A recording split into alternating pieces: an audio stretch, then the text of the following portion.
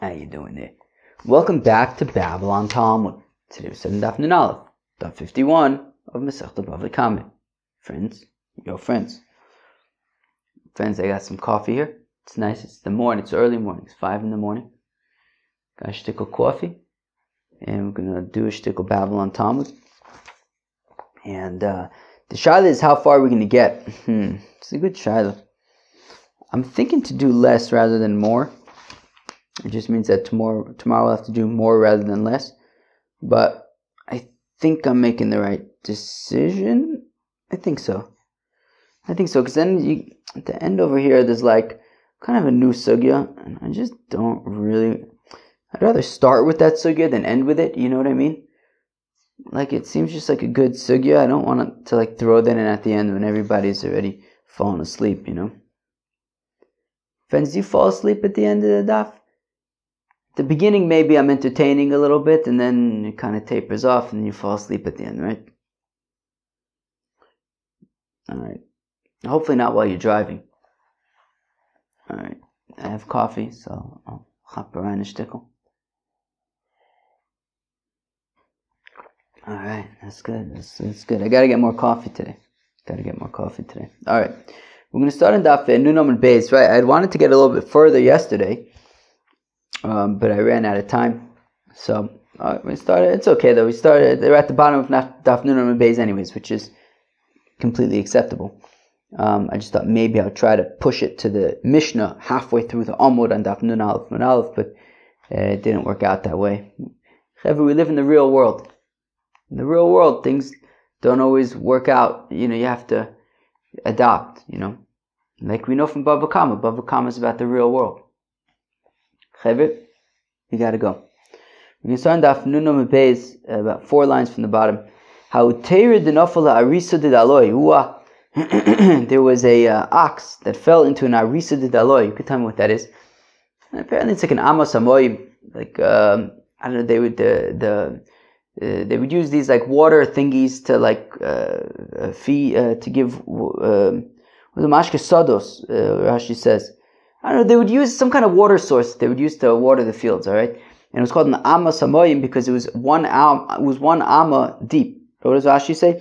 Didaloi mashke sadus vi amuka amma. Lefichach nikres amma samoyim de amuka amma v'rechava amma. It's 1 amma deep and 1 amma wide. Okay? There you go. So there was a ox that fell into this 1 amma deep water thing.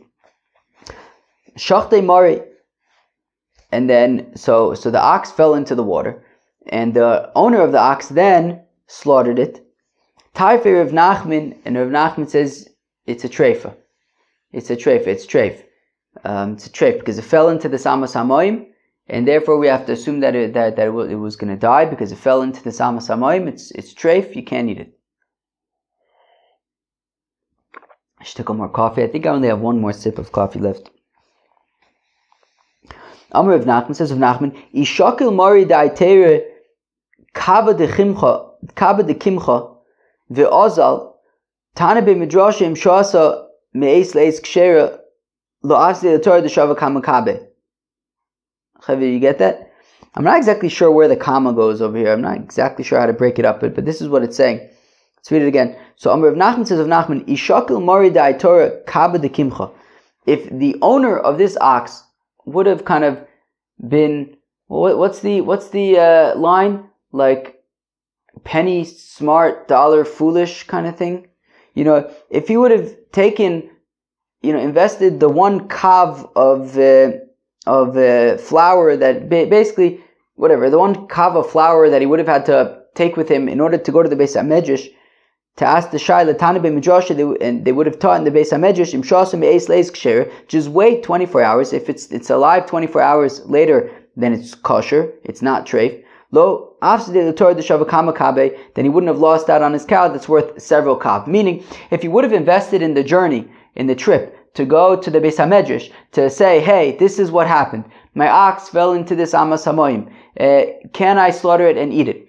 They would have told him, look, just wait 24 hours. If it's still alive 24 hours later, it's not a treifa and you can eat it. If it is dead 24 hours later, then Mamela was a treifa, and therefore, you wouldn't have been able to eat it. So says Rav Nachman, look, if this fellow would have just invested the time, the money, whatever it would have taken just to go to the Beis HaMedrash and ask the Shaila, then he potentially would have been able to eat this cow. In the meantime, he didn't ask, so we don't know, right? He didn't ask, he didn't wait 24 hours.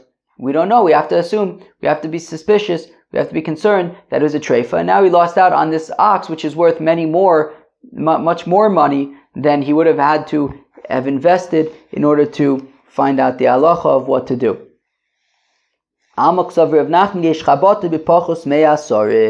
So we want to say, this is all to say, that we want to argue that Rav Nachman's opinion is that with less than 10 tefachim deep, right? This amma was this water source was 1 amma, which is 6 tefachim deep, and Rav Nachman is saying that we have to be concerned that the animal fell in and got fatally wounded. So we see that even less than 10 tefachim, it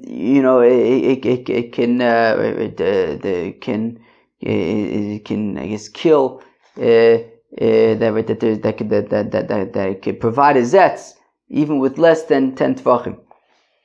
So Eisvei Rava Rav Nachman, Rava asks Rav Nachman, Hayupchusin me asar tefachim v'nafal l'socho shar ochamer v'meis potter. So Rava asks Rav Nachman a kasha from our Mishnah that says that if the pit was less than 10 tefachim deep and an ox falls in and dies, he's potter. He's potter. If it's less than 10 tefachim, if the ox falls in and dies, it's a fluke. The owner, the balabor, is potter. My time outcome. Is it not because less than 10 tefachim is not capable of giving such a zetz? No, it is capable. Mishum delezbe havla. The issue is that less than 10 tefachim, there isn't the hevel. There isn't the this schwache air over there. But if that's the case, huzak b'chayav halez behavla. I don't understand. But it says, but if it got damaged in less than 10 tefachim, then he's chayav. But if we're saying that there's none of this crummy air, so then what should he be chayav for? Amarle. So Rav Nachman says, ein evel lemisa ve'eshevel l'nizakin. It means that there wasn't this crummy air that's enough to kill the at less than 10 tefachim, but there is enough crummy air in order to cause damage. All right. Eisvei. Okay, so Rav now asks another kasha, right? Because again, we're assuming that Rav Nachman would say that even less than 10 tefachim is enough for there to be a zetz. So Rav asks another kasha from Beis Haskila Yagavoya Shtei Komis, that a fellow who needed to get stoned, like the capital punishment kind of stoned, and so the Beis Haskila, the place where they would nudge him off of, they would gently give him a little nudge. So it's 2 stories tall. I guess it's like bungee jumping without the cord. Vitani Allah v'kol shelo arei kan shalish, and also his height. So it's betzim three stories. It's betzim, I don't know what I said a second ago, but betzim it was a fellow who gets stoned from 3 stories up. Now Rav Nachman, if there's you can get a zetz even from less than 10 tefachim, so lomali kulei, how come you need 3 stories? Just do it, throw him down a few stairs. That should be enough. Well, the time we say that's not such a good argument because naivid asar, meaning what are you arguing? That less than 10 tefachim is not enough. It would have to be 10. Okay, so if it's 10 tefachim, then why don't you just throw him for stone him from 10 tefachim? Why do you need 3 stories? Rav Nachman, the reason why you need more is not necessarily because it's not necessarily because that's what's necessary. No, you can kill the fellow even with less than that. But it's like Rav Nachman. The pasuk says, "We've seen this a few times already. I think. Let's see, where have we seen it? in Pesachim, in Ksubis. So that you have to love your fellow like yourself. Bar lemisa yafe, and that even extends to capital punishment. That even though the fellow is chayiv skila, still we do want to do skila in sort of the most humane way, and therefore, just shoving him off from a low height would take a long time to finish him off, whereas from 3 stories his end will come quicker. Yochi, and that would be preferable rather than dragging it out. Yochi, if that's the case, nigboi tvei. Well, if that's the case, then why stop at 3 stories? Throw him off of 10 stories. Certainly then he would be in bigger trouble, and his end would come even faster. Mishum diminavo. Well, because if you go too high, then it becomes a little bit messy, because then he splatters all over the place, and that's also not very v'aftal kamochi kind of, fellow falls down and splatters. So instead, 3 stories seems to be the balance between dying quickly but not splattering too much. Eisve. Okay, we have another kasha. Kipel anofel mimenu. Ho. This is in the context of maike. Who could tell me what a maike is? A maike is I'm going to take a final sip of the coffee, okay? I wouldn't say that my brain is entirely turned on, but it's more turned on than it's turned off, that's for sure. I'd say it's about 80%. 80% is all you really need, right? What's that, Pareto's principle? Is that what that is? Is that Pareto's principle? Right, the 80-20 rule? 80% should be enough to be able to record a daf of Babylon. Tom, what do you guys think? I'm definitely babbling.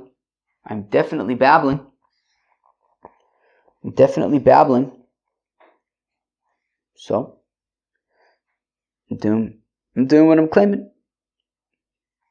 Eisve. Keep lanofel mimenu. Oh, sorry, I rubbed my nose. Sorry, Mom. Okay. So, where am I?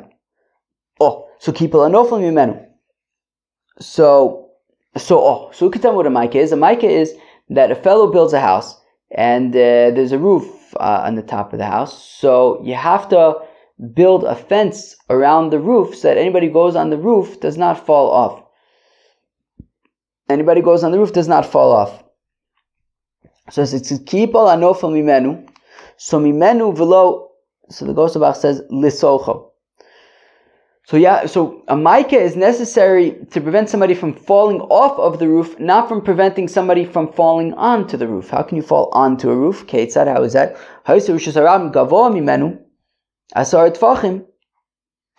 Well, let's say you kind of dug out of the ground and built the house like lower down. So theoretically you could fall from Rosh Hashanah onto the roof. Okay? So if and you fall from Rosh Hashanah into the roof, potter. Right? You would be potter from the halachos of maika. Right? Maika would not apply if the house is sort of dug into the ground. But if the house is like a regular house, like you build it on top of the ground, so then if you fall off, right? If you fall from the roof into the onto the ground of Rosh Hashanah, well then chayiv. That is where you need a maika. That's where you have to put up this fence. A regular house, right? You build the house, the roof is above ground, so you need to put a fence around the roof so that nobody falls off. The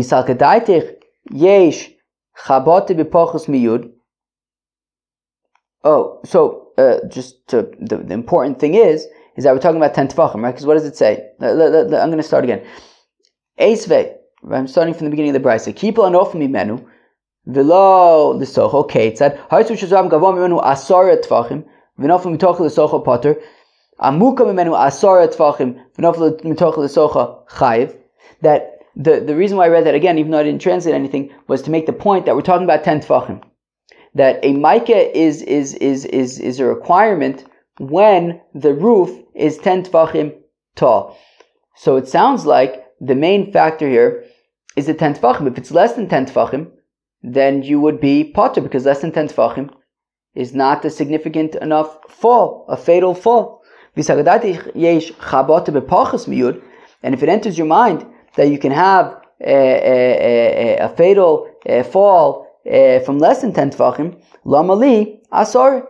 How come I need 10 tefachim? It could be less than that. Omar late, to which Rav Nachman responds, Shani bayis the chopachos me'asar la bayisu. Well, the thing is, a maike is a requirement for a house. It's a requirement for a house. It's a technical reason. A maike needs to go on top of a house. Now, a house is only called a house if it's 10 tefachim. An 8 tefach tall house is not a house. 10 tefachim is what you need for it to be a house. And therefore, that is why, if it's less than 10 tefachim, it doesn't need a maike, because it wouldn't be a house. Once it's 10 tefachim, it's a house. That's why you need a maike. If that's the case, but the Gemara asks an interesting question. But hashda nami davar me'avroi asar dalmine tikru maziva migavoy lehavi asar. Chev, you got the kasha? If you think about it, even a house that's 10 tefachim tall, right? Imagine a house 10 tefachim tall. It's got a flat roof, and the roof has a thickness to it, right?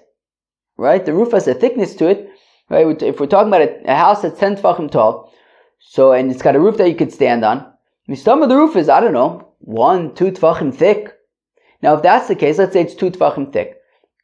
If that's the case, then the space inside the house is actually only 8 tefachim. So technically, that shouldn't be considered a house, right? So meaning, Rav Nachman, if you're saying that the whole rationale is, well, technically it needs to be a house. The house is 10 tefachim. That's why you need to put up a maike if the roof is 10 tefachim above the ground. But technically, if the roof is 10 tefachim above the ground, the thickness of the roof is, let's say, 2 tefachim. So the house, the actual space of the house is actually only 8 tefachim. So that technically shouldn't be considered a house. So Amalei says, Rav Nachman could go into chok migavoy. Well, you dug out from the ground 2 tefachim, so that's how you get the 10 tefachim. Alright, if that's the case, kilo avenami me'avroi asara mishkachas lo dav migavoy asara can go into chok ba tvei. Then the Gemara asks, well then, if that's where we're going with this, technically, the roof could be like 1 tefach above the ground, just that you dug into the ground, a bunch of tefachim, so the inside is so it's a bias, it's a house, because it's 10 tefachim of space inside, but, so technically then you should have to put up a maike, even though the roof is only like 1 tefach above ground. So, okay, let's scratch that, forget about the whole house thing. The reason for Rav Nachman, right? So we were saying, okay, good. The beginning of the daf, we had talked about this amas hamoyim, this like little amma deep water thing. Now, an ox fell in there. The owner slaughtered it. Rav Nachman says it's a treifa. The question is why? It's less than 10 tefachim. Does Rav Nachman say that less than 10 tefachim, the impact is still significant? We were trying to say yes. Then we asked all sorts of kashas. Okay, look. Rav Nachman says if it's less than 10 tefachim, it's not a significant impact. Now here's the thing though. This amma samoyim in amma is 6 tefachim. So now, says the Gemara, Elahainu time to Rav Nachman savim mikrese de teira la'ara kama ave arboa. Ho ho. The Rav Nachman says, right? Have you ever seen a cow? Have you ever seen a cow? Whether a live cow or just a illustration of a cow, but not like a hamburger. We're not talking about that. Like the animal, the cow, the animal, not like, if you order like a piece of a cow and eat that. We're not talking about that. We're talking about a cow. It's got 4 legs. And then the stomach, there's like space between the stomach and the ground. Says of Nachman, that space is 4 tefachim. So now, Arisa de Daloi Kame Avashisa. Now this Amma Samoyim is 1 Amma deep, which is 6 tefachim. So 6 tefachim and 4 tefachim is Ha'asara, that's 10 tefachim. Ishtikach Dechikam Mechabit Me'asara Hu Decham Mechabit. Which means that if you think about it, if this ox is falling to the Amma Samoyim, technically it could be that it's falling 10 tvachim, which is enough to kill the animal. El masnisin dikatone mabor shu k'dei lamis yud tvachim. Av kol sheish bo k'dei lamis yud tvachim b'shisan amisagya. Ho ho. But the Mishnah had said that a pit is 10 tvachim in order to kill. But why should it have to be 10 tvachim? 6 tvachim should be enough. So Ami Masnisin, the Igander, the bor. Well, our Mishnah is talking about when it kind of rolls into the pit, meaning it's not standing and then falling from 4 tvachim high, let's say. No, it's just kind of falling straight in, and then it would have to fall 10 tvachim. Wow, interesting. It's taken 20 minutes for us just to get this far. I was thinking about getting this far yesterday, but I guess that would have added another 20 minutes onto the whole thing. Wow. It's quite a chunk. Okay, we're going to go weiter. Okay, so now we get to a new Mishnah. Okay. Borshel Shnei Shutfin. Okay. If you have a pit that belongs to 2 partners, alright. Over all of Arishin Veloikiso, the one of them is called Ruvain, passed by and did not cover the pit. Vasheni Velokiso, and Shimon passed by and did not cover it. Asheni Chayiv. Shimon is going to be Chayiv, not Ruvain. Okay. Says the Gemara. How is it possible to have a pit that's owned by 2 partners? How, technically speaking, how is this a possibility to have a pit that's owned by 2 partners, a jointly owned pit? Okay, so I understand if you hold like Rabbi Akiva, the Omar Bar B'Shusay Chayav, who says that you're Chayav for a pit in the Rishus HaYachid. I guess let's assume like Rabbah. According to Yosef, everybody agrees about Bar B'Shusay HaYachid, right? According to Yosef, but Rabbah would say it's machlekes, right? That Rabbi Shmuel says there's no such thing as a Bar B'Shus HaYachid, only Bar B'Shus HaRabim. Rabbi Akiva says that there is a Bar B'Shus HaYachid. Okay, so I understand according to Rabbi Akiva, the Amar Bar B'Shus HaYachayav, that you can have a Bar B'Shus HaYachid. So Mishkach Hasla, B'Chatzur Shel Shneim. Well, if Reuven and Shimon jointly own the Chatzur, Uvor Shel Shneim, and they dig a pit in there, and they jointly own the pit, V'Fkiru Rishusan, and they are then mafkir the property, V'Lo Ifkeru Boran, and they weren't mafkir the pit. So there you have it. They are jointly responsible for this pit. Ele Isvirlan, Bar B'Shuso Potter. But if we hold like Rabbi Shmuel, who says that there's no such thing as a Bar B'Shuso, there's no such thing as a bor in a private domain. Heichi Mishkachasla. Well, then where would you be chayiv? I think I'm reading this right. Then where would you be chayiv for a bor? B'shus harabim. Well, then the bor would have to be, according to Rabbi Shmuel, in B'shus harabim. U'b'shus harabim, bor shel shnei shutfin eichi mishkachos. So how can you have a jointly owned pit that you dig in B'shus harabim? You don't own B'shus harabim. Idishavu shaliach tarvayu. Well, maybe Reuven and Shimon sent Levi as their messenger. And they said to him, Zil Krilon, Vazal Karalu. And Reuven and Shimon say to Levi, hey, go dig for us a pit in Rishus HaRabim. So maybe you could say that is why they sort of jointly own this pit. But ein shliach l'dvar aveira. But you can't make a shliach to do an aveira, as we know. So therefore, the Levi who's digging the pit, he's digging his own pit. He's digging his own pit. He's digging his own pit. He's doing it on his own. Right? He's not representing Reuven and Shimon. He's representing himself. V'i dikara hay chamisha v'hay chamisha. And maybe you'll say, okay, it's talking about a scenario where Reuven dug 5 tefachim, and then Shimon dug the remaining 5 tefachim. Nistalkulu ma'aser rishon. But then Shimon basically, when Shimon digs the second 5 tefachim, he be'etzem replaces Reuven, who had initially started the digging. As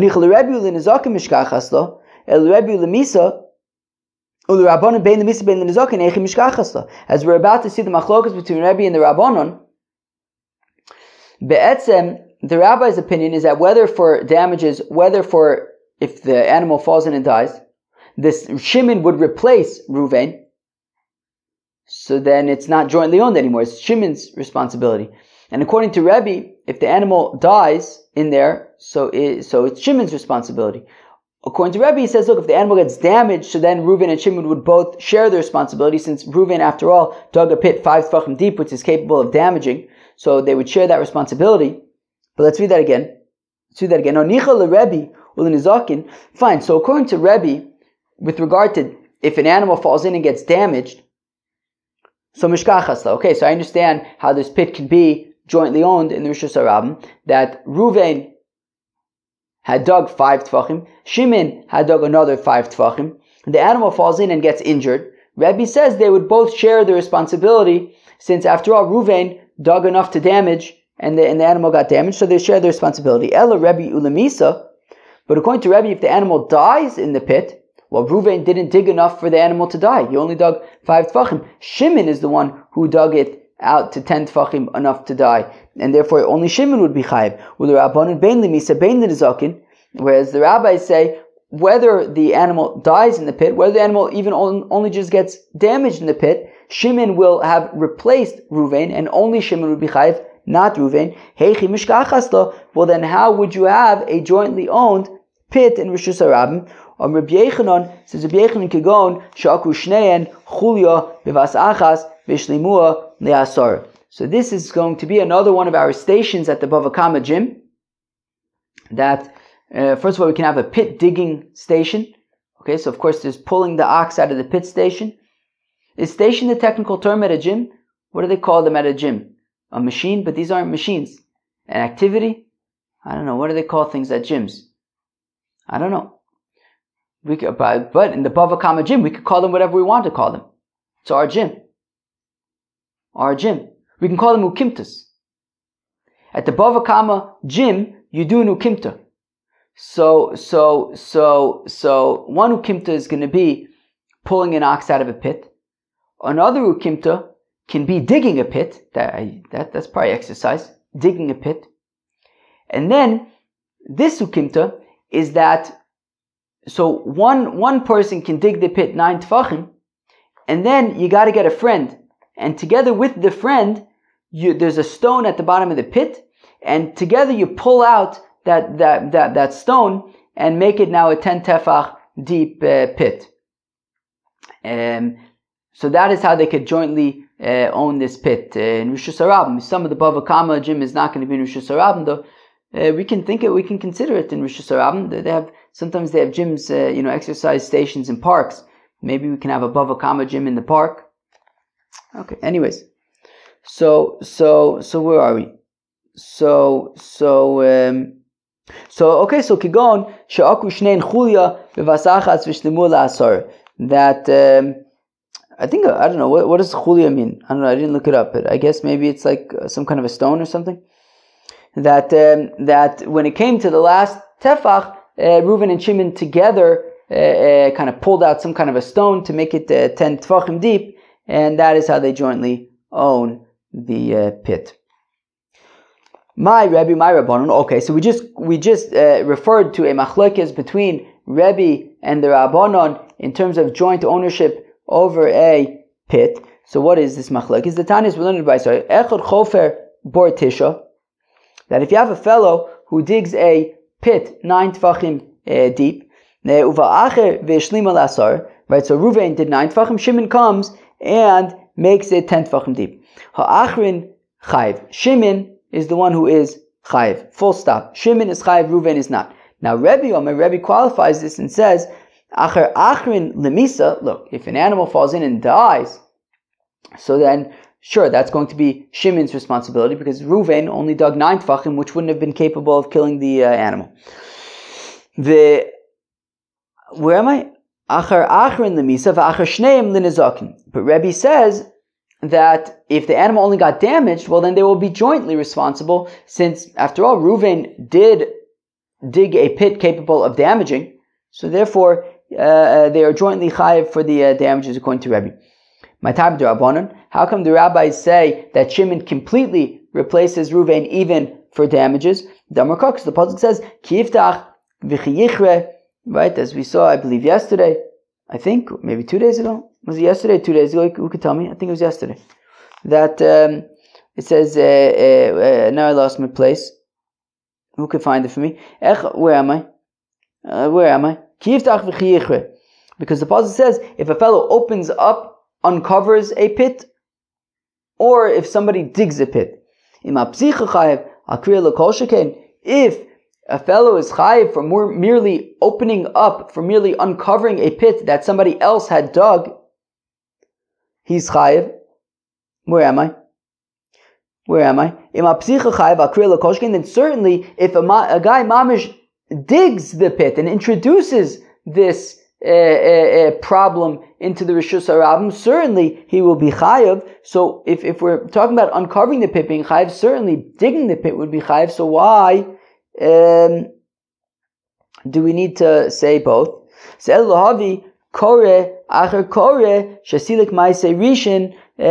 Rabbanon want to say that the limud from there is to say that the second person who digs a pit entirely replaces, the second person, right, who completes the pit to be 10, entirely replaces the first person, even for damages. Rebbe, Rebbe says to you, Hanu mitzrach tzriche kida amrinon, right? As we said yesterday, we explained how you need both ki yichre, ki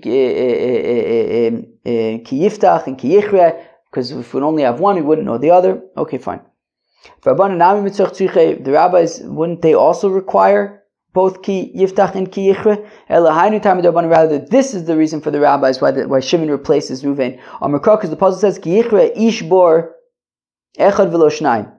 Because the puzzle is ki yichre ish bor, when an individual digs a pit, one person, not two, and therefore if Shimon comes and completes the pit, he replaces Ruvain. V'Rebbe haomi boile ki yichre ish bor v'lo shor bor. Whereas Rebbe says, what we learn out from ki yichre ish bor is that if a fellow digs a pit, not if an ox digs a pit. V'Rabbanon trei ish bor ksive. The rabbis say, yeah, but it says in the pasuk, right, ish bor twice, right? Ki yichre ish bor, ki yiftach ish bor, ki yichre ish bor. So it says that twice. So therefore, we can learn out both a person and not an ox, but also that an individual and not two people. For Rebbe, either the kosav high. Whereas Rebbe says, I wouldn't go so far as to learn out two separate things. Rather, it's for symmetry. Since we said ki yiftach ishbor, we also said ki yichre ishbor, but it's not to learn out two separate things, and therefore, says Rebbe, two people can be chayiv for damages. BavaKama. How do we know that Shimon is the one responsible? Maybe Ruvain is the one responsible, right? So lo sakadaitech, no, because the pasuk says v'ameis yiyelo hahu deka'avid misa. That the pasuk says v'ameis yiyelo, right? That the carcass will belong to him. I guess the person. I assume it's the owner of the ox. Saudi ka'avid misa, but the limud would be that who's the one that's chayav? The one that dug the pit deep enough to cause death. But one second, we need the v'amesi for Rav. The Amar Rav says Rav shor psuli amukdashin shinafa lebor. That if you have for example, an ox that was going to be a korban, but it got a mum, and you redeemed it, and then it falls into a pit. Wow, what a journey for this ox. So potter, so you're potter in that case. You're not chayiv because Shenemar, the pasuk says v'amesi elo, that the carcass will belong to him. B'misha ameis shelo, that the carcass has to be able to belong to him. That so if you have an ox that was going to be a korban, then it gets a mum, and you redeem the ox, so you can slaughter it and you can eat it, but that's about it. You can't feed it to your dogs or anything like that. So in this case, this ox that was a korban, they got a mum, and you redeemed it, and then it falls into a pit. v'amesi elo. You need, in order to be chayiv, it has to be a scenario of v'amesi elo, that the carcass he could feed to his dogs. He could do what he wants with it, which is not the case by psulim mukdashim. You can't. You can only eat it, but you can't eat it in this case because it's the nevela. So you're basically stuck. So that would not be a case of a shor v'amesi elo. Therefore, you're potter in that scenario. So we're saying, why are we learning out from v'amesi elo that it's saying that Shimon is chayiv and not Ruvain? V'amesi elo, we need to exclude shor psulim mukdashim. So v'lav me'melish masmina tibahu da'av and misa askinon. But still, I mean, no. From the fact that we're saying v'amesi elo, we're talking about a scenario where an ox falls into a pit and dies, so clearly we're talking about death, and therefore who's the one who's going to be chayiv? The one who caused the death, which is Shimon. So therefore not Reuven. Okay, so alright, fine. So Shimon's going to be chayiv, and he completely replaces Reuven. Well, Shimon is going to be chayiv, not Reuven. Okay, Shimon is going to be chayiv and not Reuven. Fine. Tana Rabbanan, the rabbis taught, if you have one guy who digs a pit 10 tvachim deep, so it's capable of killing, right, that was Reuven. Then Shimon comes and he makes it 20 tvachim deep, and Levi comes and he makes it now 30 tvachim deep. Kulan chayavim, all of them are chayavim, all of them together are chayavim. We don't say that the latter ones replace the earlier ones. Rather, all of them are jointly chayav in Verminu. We have a contradiction. If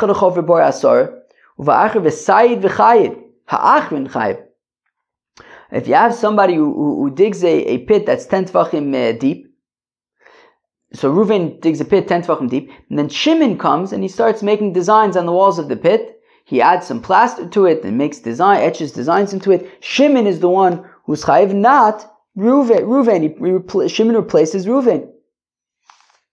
So lema ha Rebbe ha Rabbanu. So let's say that this is Takan Machlokas Rebbe the Rabbanan. That Rebbe says that there is a concept of partnership when it comes to a pit, that both Reuven and Shimon can jointly be chayiv. Whereas the rabbis say no, Shimon replaces Reuven. So let's say that the first brisa, which talks about Reuven, Shimon, and Levi all being chayiv, is like Rebbe. And the second brisa, which talks about Shimon replacing Reuven, is like the rabbis. Rav Zvid says, Zvid, ha-v'ha Rabbanan. Say, no, both brises are the rabbis. Okay, so how do you explain the first one, where they're all jointly responsible? Because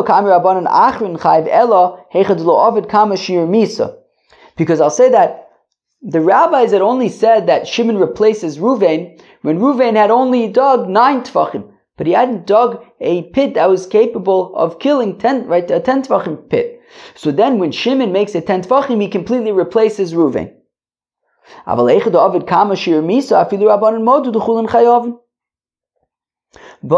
in the first brisa, where it says that Reuven dug a 10 tefach deep pit, and then Shimon made it 20 tvachim, and then Levi made it 30 tvachim, all of them were dealing with pits that were capable of killing, so then all of them share the responsibility, even according to the rabbis. V'asiyed, v'chiyed, deka, ovid kama, shirmisa v'katoni, achrin chayiv, ha. But in the second brisa, it's talking about where Reuven dug a pit 10 tvachim deep that was capable of killing. And then Shimon just made some designs in it. So why is Shimon replacing Reuven? Shouldn't they jointly share the responsibility? Well, that scenario is talking about where the pit was too wide, that it didn't have enough crummy air in there that would kill, right? It didn't have enough of that problematic air. Then Shimon came and added some plaster so that he can make his designs, and that then made it a very bad air environment, and that is why Shimon then replaces Reuven in being responsible. Those who say Amar of Zvid, ha-v'ha Rebbe, that both brises are take Rebbe. Hach dekatoni kulan chayovin shaper. So the first one, which says that all of them are chayiv, so that makes sense according to Rebbe, who says that there could be a joint responsibility. Ha dekatoni achrin chayiv. In the second brise, where we say only Shimon is chayiv, not Reuven, kigon de lo haya bo hevel lo lemisa velo linezakin. That's talking about a scenario where there was no not enough hevel, neither for Misa nor for Nezakin. So there's nothing that Reuven would be chayiv for. Then comes Shimon and adds this plaster, which then makes enough of this bad air, whether for damaging, whether for killing. That is why Shimon is going to be entirely chayiv and Reuven not at all. Now I believe we get to a bunch of Teku kind of scenarios, and I think that we're basically going to be on the Teku train, I think, until where we're going to stop. I think, if I remember correctly. I reviewed this yesterday, but I think I remember it good enough. Amarava, meaning the whole daf I reviewed yesterday. I think I'm doing a decent job. Why not, right? Yeah? Oh my Rav, says Rav, hiniach even alpi habor. So if you have a pit that's 9 tefachim deep, and then you put a stone on top of it, like on the edge of it, and so now if you trip on the stone, you're going to fall, but the stone is a tefach, so you're going to fall from above the stone to the bottom of the pit. It's going to now be a distance of 10 tefachim. So again, so Amar Rava says, Rava, hiniach even alpi habor, if a fellow puts a stone on top of the entrance of the pit, and now with the depth of the pit and the height of the stone, it's 10 tefachim deep. So